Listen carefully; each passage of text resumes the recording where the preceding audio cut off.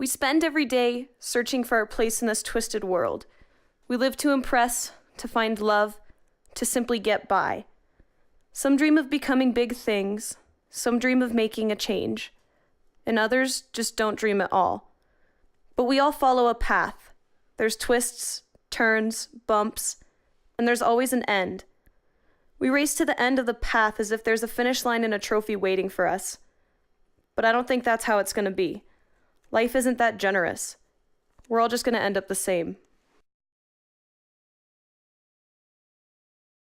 My parents both wandered down a dark, dangerous path. I'm not even really sure if they knew where they were going. Every night was spent under the influence. Life to them was just a game of who could destroy themselves the fastest. A drink here, a drug there, an escape. Around every corner was an overflowing trash can of ignored responsibility, and behind every door was a room full of mistakes, which is just why I'm here.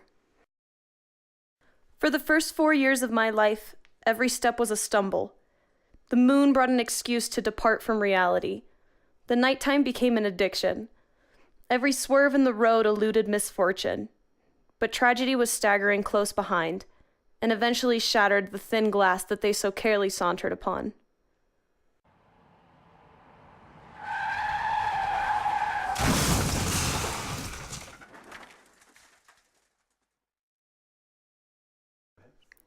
I became a loose screw in a jumbled pile of a destroyed machine. What kept me alive? Who knows?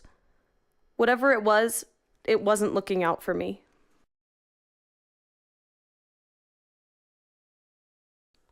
For the next 14 years of my life, I lived with abuse itself. No words under the breath of alcohol could ever be as terrifying as the fury swung by my aunt's fists. I wasn't welcomed. The law forced me into her wrath. A roof over my head and the scraps of her food were what I survived off of. Her raw words stung as they soaked into my open wounds. To her, I was nothing more than the ash crumbling from her stale cigarette. My only choice was to get up and leave. With my very few belongings, I made the choice to break away from my misery. Being anywhere else was better than rotting away in a living nightmare.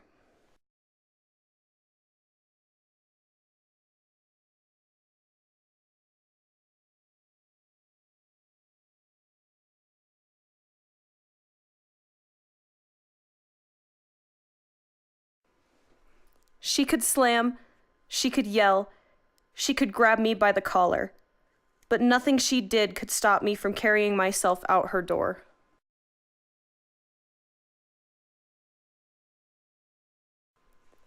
From then on, I learned that I was in control of where I stood. With nothing in my way, I could walk in stride and leave all of my struggles behind. Seconds became minutes, minutes became hours, and hours became days. But I was away. I was no longer pinned against the gates of hell. If I died along an infinite stretch of road, I did it under the foot of nobody. My own 2 feet introduced me to new land that brought me closer to having control of my being. I didn't know where I was headed, and I had no plan for when I got there. I didn't have a dream to chase, or a place to call home. All I had was me. And for once in my life, that was just what I wanted. People say you learn a lot by walking in other people's shoes, but I learned a lot by walking in my own.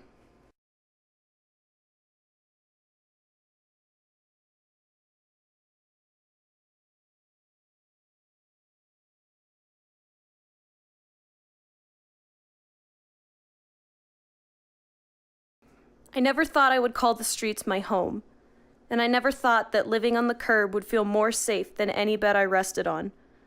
So now I sit here with nothing to my name, and when I look up, all I see is red.